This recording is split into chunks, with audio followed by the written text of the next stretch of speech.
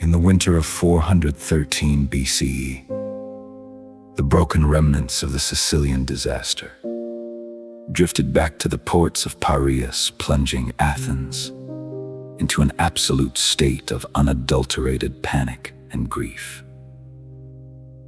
Thucydides notes that for a long time, the citizens refused to believe the survivors, convinced that an armada so magnificent could never be erased from the earth by mere provincial forces. When the full mathematical reality of the slaughter finally settled over the assembly, the democracy realized it had no cavalry, no heavy hoplites, and no silver remaining in the public vaults to build new hulls.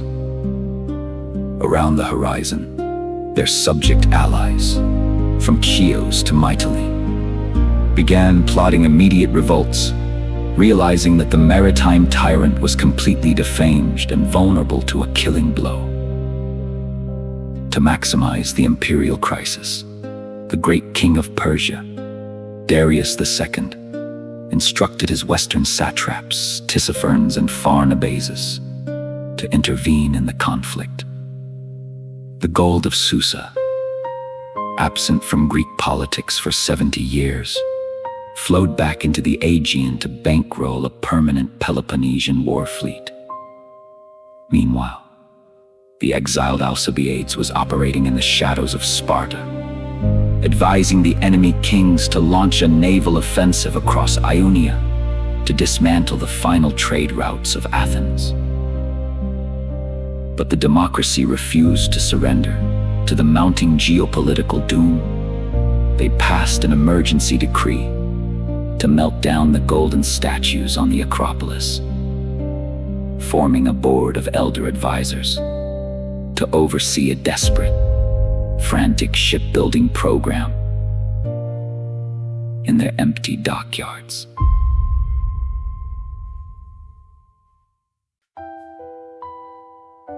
The war shifted entirely to the sparkling waters of Ionia, turning into a multi-sided diplomatic chess match where no one's alliance was secure for a single month.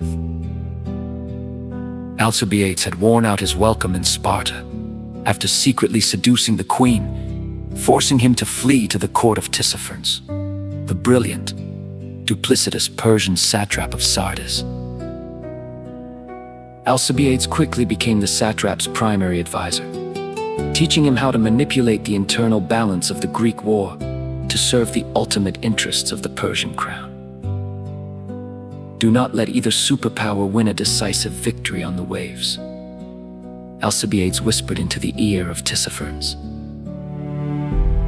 Keep their forces evenly matched, feed them just enough gold to keep their ships rowing, and let them wear each other down until both empires collapse into ash.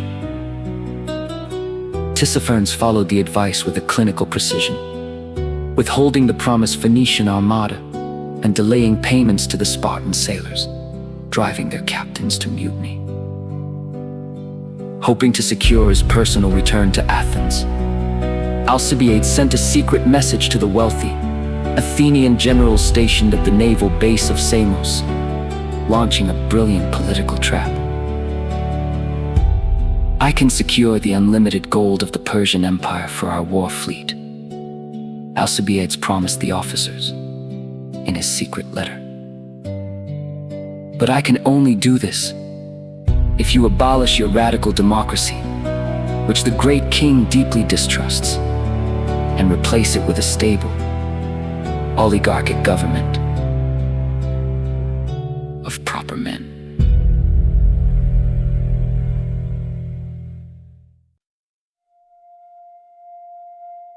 The secret message from Samos ignited a dark, calculated conspiracy.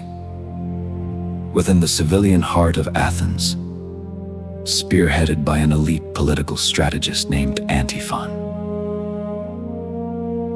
Antiphon was a master of political organization, operating in the deep shadows of the state, while using democratic clubs to launch a systematic campaign of domestic terrorism.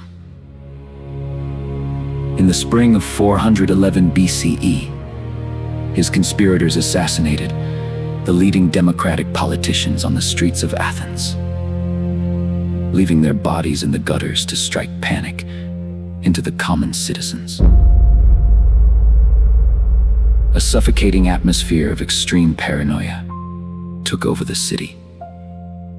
No one knew who belonged to the shadow network, and neighbors were terrified to speak to one another for fear of a hidden blade. Seizing upon the absolute vulnerability of the population, the conspirators forced the assembly to gather under armed guard outside the walls at Colonus. They abolished the democratic constitution by a forced vote, replacing the ancient assembly with an autocratic council of oligarchs known as the 400. The 400 took possession of the Acropolis, locking the treasuries and governing the state through raw intimidation, while immediately opening backroom peace negotiations with the kings of Sparta. But the coup hit an immediate, absolute brick wall at the naval base of Samos, where the thousands of common Athenian rowers refused to obey the oligarchic orders. The sailors established a democratic government in exile on the decks of their triremes, electing Thucydides as their commander and recalling Alcibiades to lead their fleet against the home city.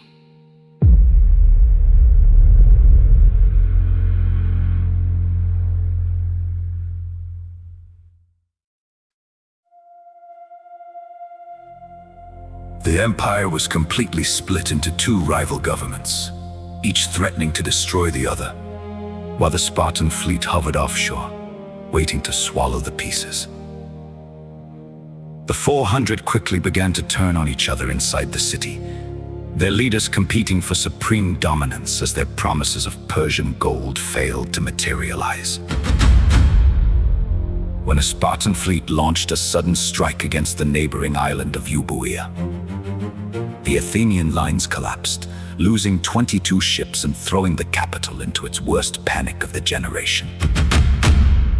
The citizens rose up in a massive unified fury, overthrowing the 400 after only 4 months of autocratic rule. They established a moderate constitutional system known as the 5000, which limited full citizenship to those who could provide their own hoplite armor, a compromise that Thucydides praises as the finest government Athens ever possessed during his lifetime. The fleet at Samos allied with the new moderate government, and the combined Athenian navy won a stunning victory over the Spartans at Cynosema, restoring their total dominance over the Hellespont shipping lanes. Thucydides' text breaks off abruptly in mid-sentence during the events of 411 BCE, leaving his grand history forever unfinished. He did not live to chronicle the final collapse of his city. Yet, Book 8 stands as a chilling portrait of an empire cannibalizing itself from within. The epic journey that began with the primitive tribal wanderings of the archaeology concludes in the dark, smoke-filled backrooms of oligarchic treason and Persian manipulation, a monumental warning to civilization carved into the stone of history.